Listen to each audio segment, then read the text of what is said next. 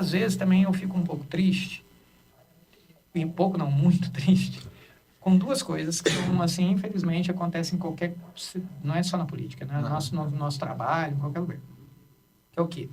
Mentiras, quando são veiculadas a seu respeito. Isso aí é decepcionante para a política, sabe?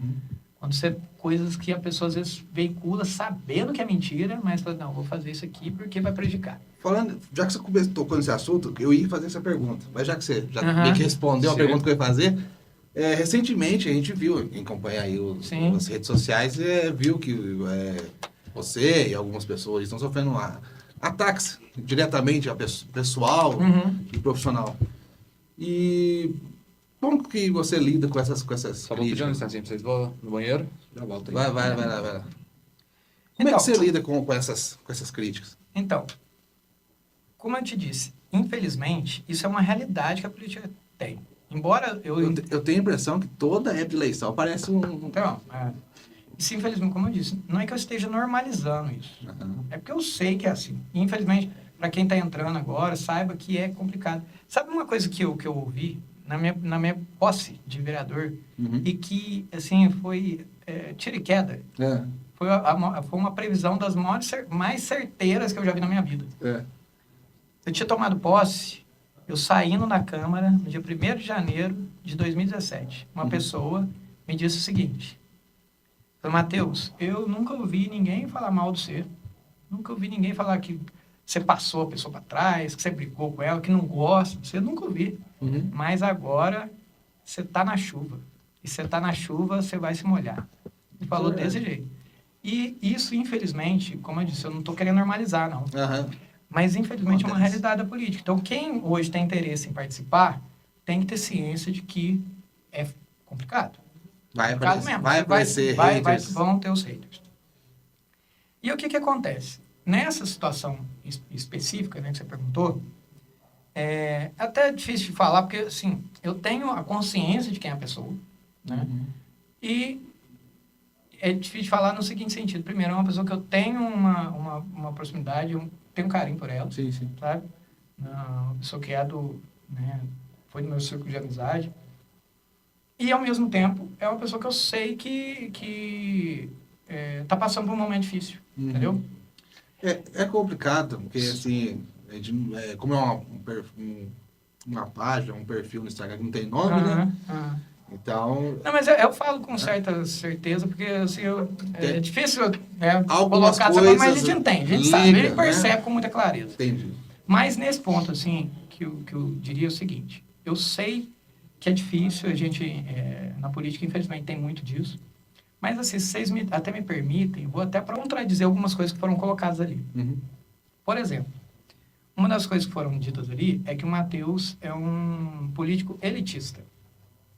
Isso é até interessante ouvir, porque, primeiro que é uma coisa que, por exemplo, o Rodrigo Rieira, em Itajubá, sempre foi acusado. Hoje, algumas pessoas falam isso do próprio Pedro Gama, que é vereador lá em Itajubá e conhecido, né? Por quê? Qualquer pessoa hoje que entrar na política e tiver uma linguagem mais técnica, que não tiver um discurso populista, ele vai sempre apontado como da elite, entendeu?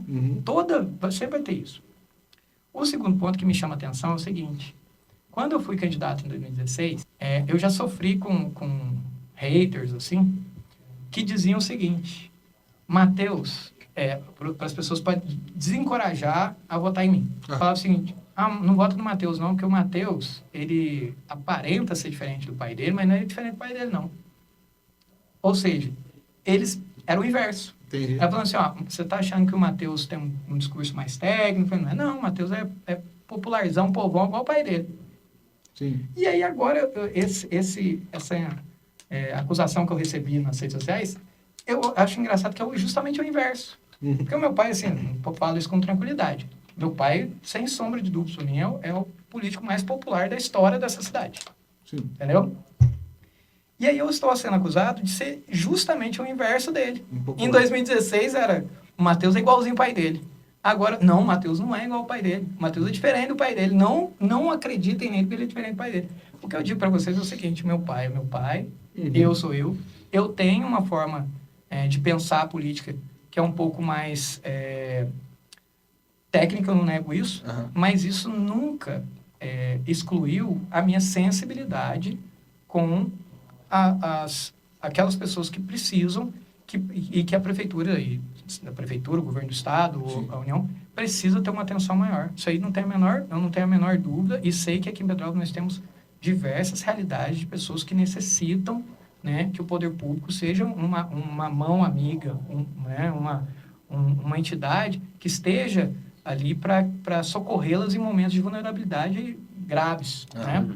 Mas, ao mesmo tempo, a gente não pode se entregar com um discurso populista de que a prefeitura está aí para tudo. Sim. A prefeitura é tudo fácil, tem dinheiro para tudo, não é. E isso, realmente, isso eu não nego. Eu tenho um discurso de racionalidade do dinheiro público. Uso muito a seguinte comparação. Eu acho que a gente precisa ter, isso por muitos políticos é utilizado, eu acho correto. A gente precisa ter responsabilidade social e responsabilidade fiscal. Ambas devem andar de mão dadas. A gente não pode ir além do que a gente pode fazer. Sim. Mas temos que fazer o máximo, principalmente para aquelas pessoas que mais precisam. Eu estou vendo aqui, está meio que quase que na hora, mas eu queria encerrar, talvez.